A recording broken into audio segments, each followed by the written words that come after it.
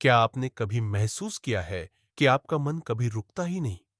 हर वक्त कुछ ना कुछ सोचता रहता है। बीते हुए कल की यादें, आज की भागदौड़ और आने वाले कल की फिक्र। जैसे हमारा जीवन किसी अंतहीन दौड़ में फंस गया है, लेकिन फिर भी भीतर कहीं खालीपन सा महसूस होता है। क्या ये थकान सिर्फ शरीर की है या कुछ और है गहराई में? आज हम बात करेंगे एक अनोखी किताब की, ओशो द्वारा लिखी गई learning to silence the mind. ये कोई साधारण किताब नहीं है।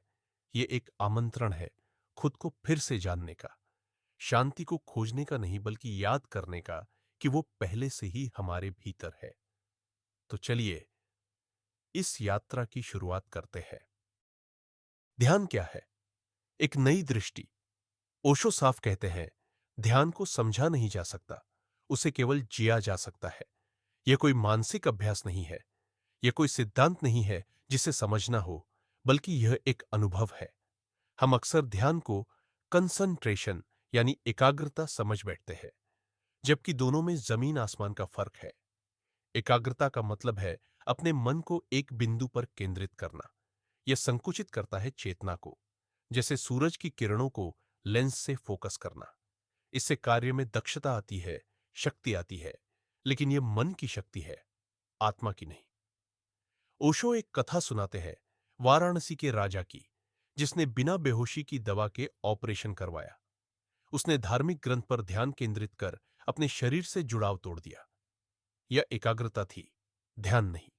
जबकि ध्यान में कोई केंद्र नहीं होता। यह विस्तार है, फैलाव है, स्वाभाविकता है। इसमें किसी चीज को रोकना नहीं, बस देखना होता है। यह जबरदस्ती नहीं, सहजता है। मन क्या है? ओशो कहते हैं, मन एक बोलने वाली मशीन है। दिन रात जागते और सोते ये कभी नहीं रुकता। ये सोचता है, कल्पनाएं करता है, याद करता है, डरता है, योजनाएं बनाता है, लेकिन एक पल के लिए भी शांत नहीं होता। और सबसे बड़ा सत्य, ये मन हमारा नहीं है। ये समाज से मिला हुआ एक ढांचा है, माता पिता, शिक्षक, समाज की बातों से बना हुआ एक डेटाबेस। मन कोई मौलिक चीज नहीं सोच सकता। यह एक कंप्यूटर की तरह है, तेज पर चेतना रहित। इसलिए जब हम मन में उलझे रहते हैं, तब असल में हम एक तरह की नींद में होते हैं, जागते हुए भी सोए हुए। आज का मन तेज, अधीर, थका हुआ। आज का मन हमेशा भाग रहा है। जल्दी करो, आगे बढ़ो, समय बचाओ और सफल बनो। इस तेज जीवन ने हमें इतना असहज बना दिया है कि शांति में बैठना भी असहज लगने लगा है। ओशो कहते हैं, जो मन हमेशा दूसरों को कंट्रोल करना चाहता है, राजनीति में, रिश्तों में, हर चीज में, वह ध्यान नहीं कर सकता। क्योंकि ध्यान कोई नियंत्रण नहीं, एक पूर्ण समर्पण है। ध्यान कोई क्रिया नहीं, एक अवस्था। अब एक बहुत ही बुनियादी सवाल, अगर ध्यान कुछ भी ना करना है, तो फिर इतने सारे ध्यान के तरीके, टेक्निक्स की जरूरत क्यों? ओशो यहां पर बहुत स्पष्ट है। ध्यान अपने आप में कोई तकनीक नहीं है। यह तो एक अवस्था है जो पहले से आपके भीतर मौजूद है। आपको इसे करना नहीं, बस इसे पहचानना है। ध्यान कोई मानसिक उपलब्धि नहीं है, बल्कि वह जगह है जहां मन समाप्त होता है और आप शुरू होते हैं। हालांकि ध्यान की स्वाभाविक अवस्था को किसी तकनीक की जरूरत नहीं, लेकिन उस अवस्था तक पहुंचने से जो अवरोध, ऑब्स्टिकल्स है, उन्हें हटाने के लिए तकनीकें बेहद जरूरी हैं। जैसे फूल को खिलाने के लिए आप खुद फूल को नहीं खींचते, बल्कि उसके चारों ओर की मिट्टी साफ करते हैं। उसी तरह ध्यान अपने आप में तो स्वतः घटने वाली चीज है, लेकिन मन के कचरे, विचारों, सपनों और सामाजिक कंडीशनिंग ने उसे ढंक रखा है। ओशो कहते हैं, ध्यान तो संभव है, लेकिन जब तक मन की भीतरी रुकावटें दूर नहीं होती, वो हर बार किसी न किसी नए भ्रम से आपका रास्ता रोक देगा।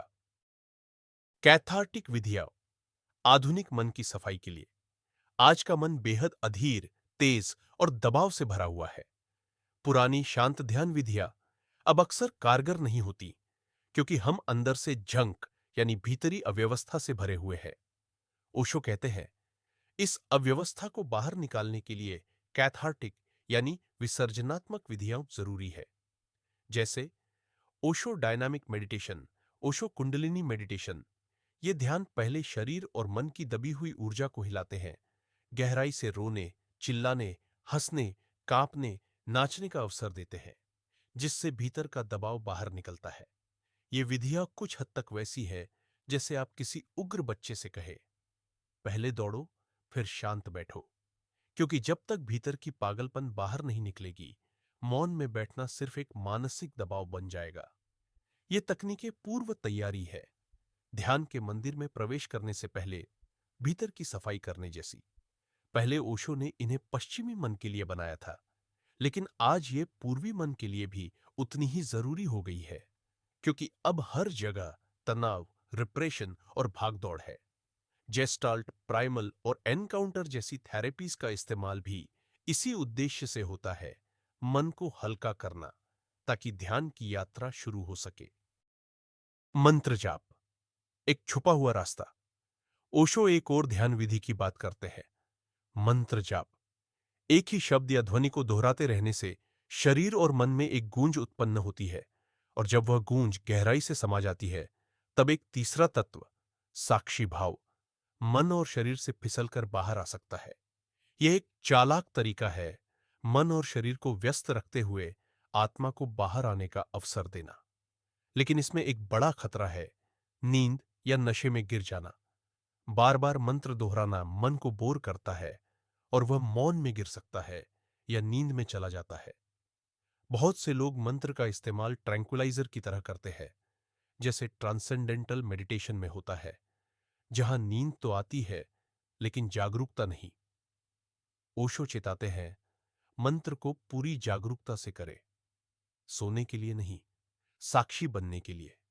इसलिए वे सुझाव देते हैं, मंत्र जाप करते समय खड़े रहो, चलो या आंखें खुली रखो। जैसे बुद्ध ने बैठने और चलने वाले ध्यान में संतुलन रखा, ताकि नींद न आए। साक्षी भाव से जागरूकता की यात्रा। ओशो के अनुसार ध्यान का सार है देखने वाला बन जाना। न कोई प्रयास, न कोई जबरदस्ती, बस तटस्थ रूप से देखना। मन अपने आप शांत हो जाएगा जब आप उसके साथ बहना बंद कर देंगे। क्रोध आया, बस देखो। ईर्ष्या आई, बस देखो। कोई विचार, बस उसे आते जाते देखो। कोई टिप्पणी नहीं, कोई मूल्यांकन नहीं, सिर्फ देखना। धीरे धीरे विचारों की धारा धीमी पड़ती है, फिर कुछ मौन के पल आते हैं और उन्हीं पलों में परम प्रवेश करता है। ओशो कहते हैं, इन पलों को पकड़ो मत, लोभी मत बनो, बस कृतज्ञता से देखो। यही है ध्यान, निष्क्रिय जागरूकता। आप अपने केंद्र में होते हैं, बिल्कुल शांत, बिल्कुल सजग। पश्चिम और ध्यान की ओर आकर्षण। ओशो एक दिलचस्प बात कहते हैं, पश्चिम के लोग अब ध्यान की ओर क्यों आ रहे हैं? क्योंकि वहां भौतिक सफलता तो है, लेकिन भीतर एक खालीपन है। सारी सुख सुविधाएं होते हुए भी लोग बेचैन हैं, असंतुष्ट हैं। बाहर सब कुछ है, लेकिन अंदर का मालिक खो गया है। उधर पूर्व, ईस्ट ने गरीबी को पूजा बना दिया, लेकिन इससे जो मिला वह था निष्क्रियता, सुस्ती और बाहरी भीतरी दोनों तरह की दरिद्रता। ओशो का संदेश स्पष्ट है, बाहरी संपन्नता के साथ साथ भीतरी संपन्नता भी चाहिए। जोरबा द बुदा, एक नया मनुष्य। ओशो एक नया आदर्श प्रस्तुत करते हैं। जोरबा द बुदा, एक ऐसा इंसान जो संगीत, प्रेम, भोजन, जीवन में डूबा हो और साथ ही मौन, ध्यान और गहराई से भरा हो। दुनिया में रहते हुए दुनिया से परे जीना, यही है ध्यान की असली कला। अंतिम विचार, learning to silence the mind. कोई साधारण किताब नहीं, यह एक बुलावा है खुद को जानने का, खुद को देखने का। यह बताता है कि ध्यान कोई धार्मिक अनुष्ठान नहीं, यह तो जीवन का संगीत है जो हर पल आपके भीतर बज रहा है। अगर आप भी आज की भाग दौड़ में थक गए हैं और भीतर से सुकून चाहते हैं, तो यह किताब आपको उस दरवाजे तक ले जा सकती है जहां शांति पहले से मौजूद है। क्या आपने ध्यान का अनुभव किया है या कभी कोशिश की है? नीचे कमेंट में लिखिए, आपका सबसे बड़ा संघर्ष क्या रहा है जब आप मन को शांत करने की कोशिश करते हैं। अगर आपको ये वीडियो पसंद आया हो तो इसे लाइक जरूर करें, चैनल को सब्सक्राइब करें और बेल आइकन दबाएं ताकि अगला वीडियो आपसे न छूटे। ध्यान में रहिए, शांति में रहिए और याद रखिए, भीतर की यात्रा सबसे सुंदर यात्रा होती है।